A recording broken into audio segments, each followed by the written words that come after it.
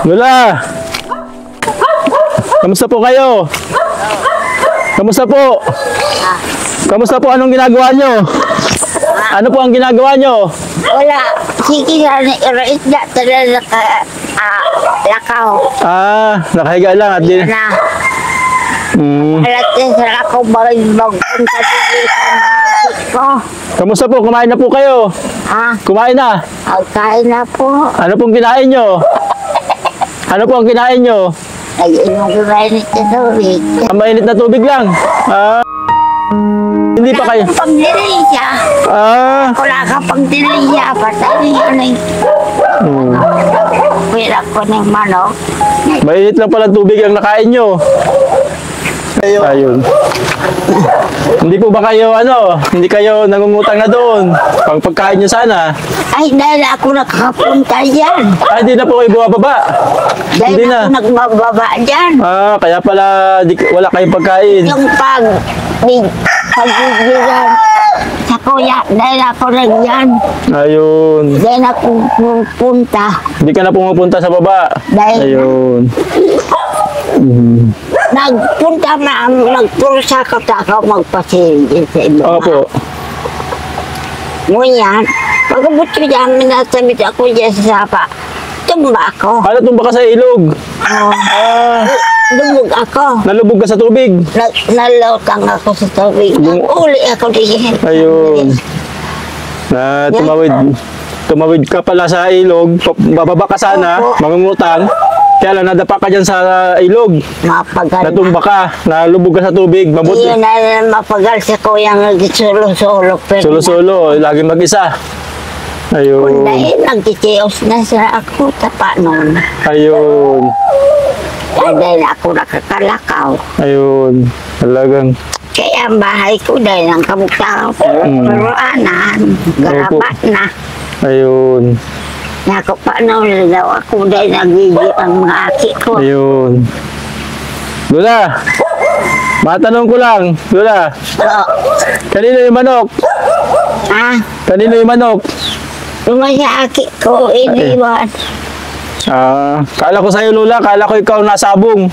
Hindi. Bata ako dahil pakasambot maray. Dahil ako taukilis na. Hindi po kayo marunong magbasa, Lola. Dahil ako tatawag basa. Opo. Ayun. Hindi po kayo nakapag-aral pala, Lola, ng panahon. Dahil ibang adalang ko sa paglati. Paglalati, pagtatanim, pagkakaingin. Opo. Ayun. Mas ano sa mag-ibog balik. Inabot mo pa ba, Lola, yung panahon ng hapon? Opo. Panahon ng hapon, buhay ka na noon. Buhay na ako. Ilang taon na po kayo noon? Kuya pa ako, kahit sanay pa ako. Maliit ka pa? 2 buwan pa tala. 2 buwan. So, hindi nyo pa alam. Dahil pa alam ako, makusin ako. Anong kwento ng magulang mo tungkol dun sa mga hapon? Ano po ang kwento ng mga magulang mo tungkol sa hapon? Ay, itong magulang ko, akong dahil ng pagbuwan, nangangamuti siya. Nangangamuti? Kung iwang minako yan, tago siya sa mahot. Pag may mga hapon na dumaan? Sa bahay, niwalat ang tugang ko. Pigunan kami. Pag ulit, wala na, hihimat na makianak kong sa ina. Ayun. Nakakuha kami sa kakautan. Ayun. Ang tatayo. Pangilan ka, Lola, sa magkakapatid? Pangilan po kayo sa magkakapatid? 8. Pangilan ka po? Ikaw po ang matuwa? Panganay? Dahil pangulan ako. Pangudan? Opo. Anong gusto mong pangulam, Lola? Anong gusto niyo po ang pangulam? So, pag-ulam. Opo, Lola. Ano po ang gusto niyo? Karne, may ako kalagkakao. Di ka po kumakain ng karne, ano po? Isda. Isda. Isda po ang gusto nyo. Pero ang daing dahil na nga rin. Daing, di na. Dahil ako maka. Mga dilata, Lola. Iban. Mga dilata. Hindi lata nakakaon na ako. Yun. Tamal lumibagaan. Sakit ang wala at tinggok mo yan. Ayun. Hindi na kaya yung mga tuyo. Opo. Sige Lola, at bibili kami ng pagkain mo. Muli naming inakyat ang matarik na bundok patungo sa tahanan ni Lola Maria. Dala ang mga groceries na siya mismo ang nag-request. Ang daan ay makipot, madulas at puno ng mga batong nagbabadya ng panganib sa bawat maling hakbang. Sa bawat hakbang pataas, dala namin ng bigat hindi lamang ng dala naming pagkain, kundi ng katotohanang ganito rin ang nilalakad ni Lola Maria kapag siya'y nangangailangang buwaba para sa kanyang mga pangangailangan. Habang tumatagal, sumasakit ang likod at balikat namin at unti-unting kinakain ng pagod ang aming mga lakas. Ngunit sa bawat hakbang, naaalala namin ang mukha ni Lola Maria, ang kanyang payat na katawan, ang marurupok niyang kamay, ang nakabaluktod niyang likod, at ang mga binti niyang halos wala ng lakas. Pero hindi siya humihingi ng sobra, kundi ng kaunting pansin, malasakit at tulong mula sa kanyang kapwa. Kaya naging malinaw sa amin ang isang simpleng katotohanan. Ang pagtulong sa mga tanda ay hindi lamang pagbibigay ng material na bagay. Ito ay pagbibigay pansin, pagbibigay halaga at pagpaparamdam sa kanila na hindi sila nakalimutan. Madalas sa mga matanda, lalo na sa mga nakatira sa liblib, ang pakiramdam na sila'y napag-iiwanan. Kaya ang pag-akyat sa bundok, ang bawat pawis at pagod ay maliit na bagay kung ikukumpara sa kaligayahang na ibibigay natin sa kanilang puso. Ang tulong na ibinibigay natin sa kanila ay higit pa sa pagkain. Ito'y nagbibigay saysay, pag-asa at panibagong lakas. Sa mundo nating mabilis ang takbo, naway matuto tayong huminto, lumingon at pahalagahan ang mga nauna sa atin. Padala po sa Lola si Ma'am Connie. Galing po yan kay Ma'am Connie. Para sa inyo daw po. Hindi ko mangkaon.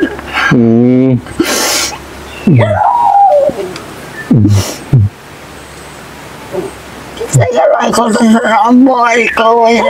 Ako sa kisurod. Nalulungkot po kayo dahil mag-isa na lang kayo. Minsan pala walang makain, Lola. Araw ka na yung kuruan ako. Ayun.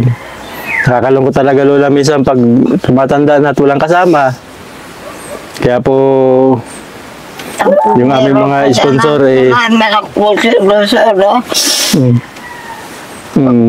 pagkaganda kita ng hakwa ko.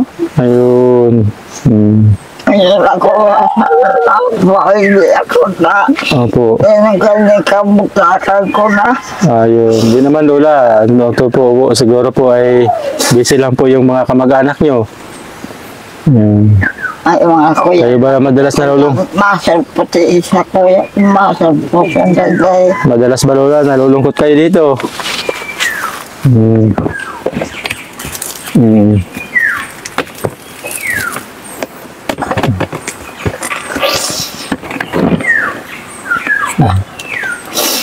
Maalala siya kung may kakabi sa ropa. Ang iliyan pala kami sa beses. Lamang kaya sa kuya. Opo.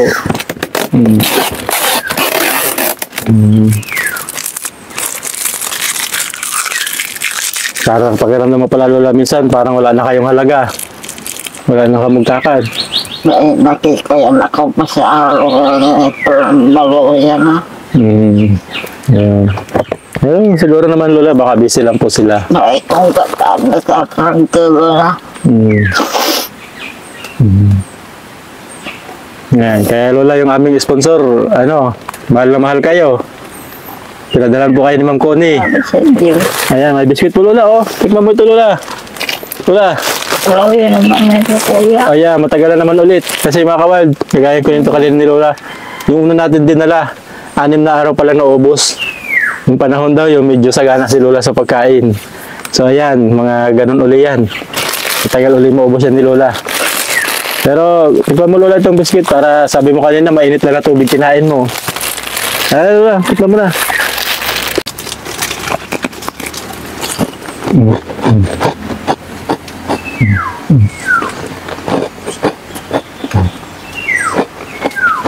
Tapos lagi niyo pong takpan para hindi po siya maglambot. Ano, Lola?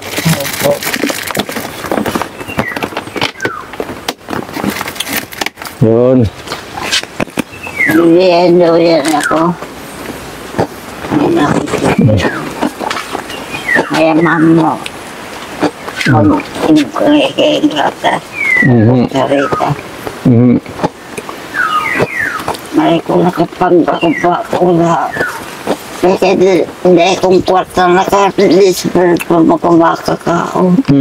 Araw ka na dyan ako nakakapaglako siya. Po.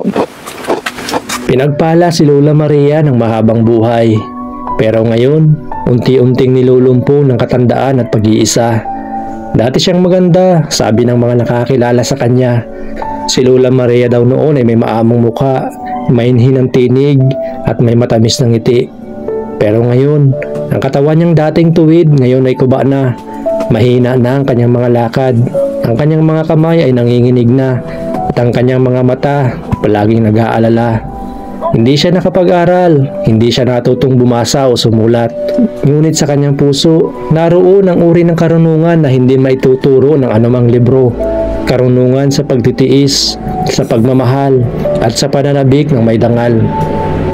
Araw-araw siyang nagigising ng mag-isa. Walang kasama sa hapag, walang kumakalinga sa bawat paghiga.